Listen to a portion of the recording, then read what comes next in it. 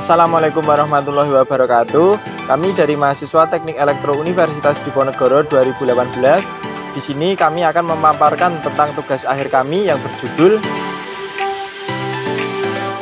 Saya Arik Haikal dengan NIM 210601181200040 mengambil judul tugas akhir. Selanjutnya teman saya. Perkenalkan, saya Muhammad Fahmi Latif dengan NIM 210601181200043 mengambil judul tugas akhir. Kemudian teman saya Sinda Dewi Safira dengan NIM 210601181200045 mengambil judul tugas akhir. Penelitian ini dilakukan di Ulu Belu, Kabupaten Tanggamus, Provinsi Lampung. Pada tahap perancangan ada 3 aplikasi yang digunakan, yaitu Microsoft Excel, PVSys versi 7.2 dan Redscreen versi 8.0.1.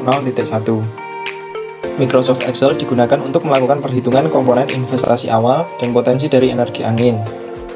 PVSys versi 7.2 digunakan untuk mengetahui potensi energi yang dihasilkan oleh panel surya. Sedangkan aplikasi Redscreen versi 8.0.1 digunakan untuk menganalisis kelayakan ekonomi dari pembangkit listrik hybrid PV dan turbin angin yang akan dipasang. Langkah selanjutnya adalah menentukan orientasi dari panel surya. Panel surya yang akan dipasang dengan sudut azimut 20 derajat dari utara dengan kemiringan 15 derajat.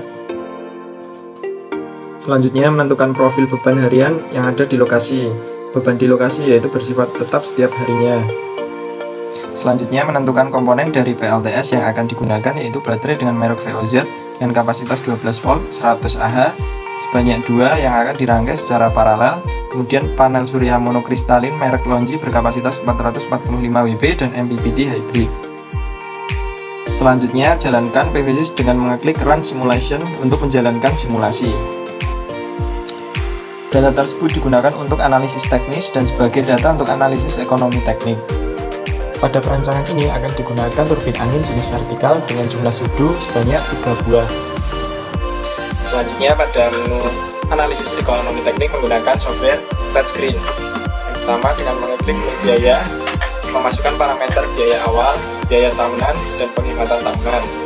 Kemudian pindah ke menu keuangan, memasukkan parameter tarif kenaikan biaya bahan bakar, tingkat inflasi, tarif diskonto, laju investasi, dan lama masa proyek.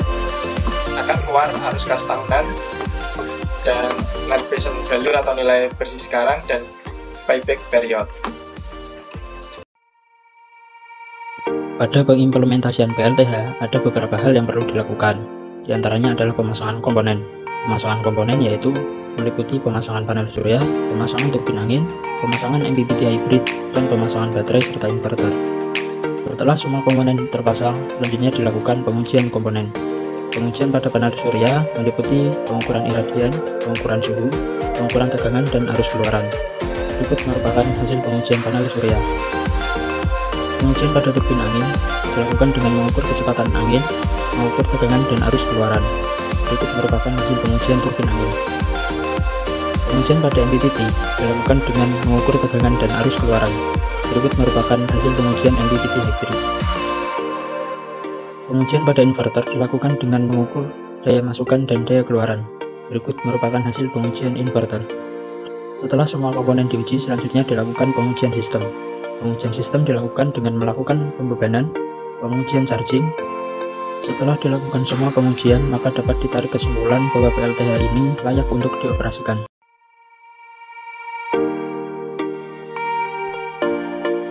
Pada perancangan ini menggunakan 3 buah sensor, yaitu sensor anemometer untuk mengukur kecepatan angin yang dihasilkan oleh turbin angin, sensor arus RCS712, dan sensor tegangan yang masing-masing untuk mengukur arus dan tegangan hasil dari keluaran hybrid charge controller.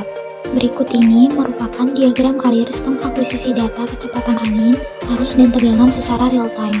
Pengujian perancangan sistem akuisisi data kecepatan angin, arus, dan tegangan secara real-time dilakukan di Ulu Belu, Kabupaten Tanggamus pada hari Selasa, 21 Juni 2022. Pengujian sensor anemometer dilakukan dengan membandingkan nilai hasil pembacaan sensor dengan anemometer digital. Pengujian ini diambil sebanyak 5 data setiap 2 detik. Hasil pembacaan sensor akan ditampilkan pada serial monitor dan LCD, kemudian akan disimpan di modul microSD. Berikut ini data hasil pembacaan sensor anemometer.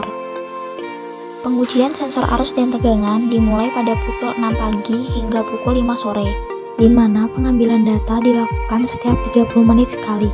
Hasil pembacaan sensor akan ditampilkan pada serial monitor dan LCD, kemudian disimpan pada modul microSD. Berikut adalah data hasil dari pembacaan sensor arus dan tegangan.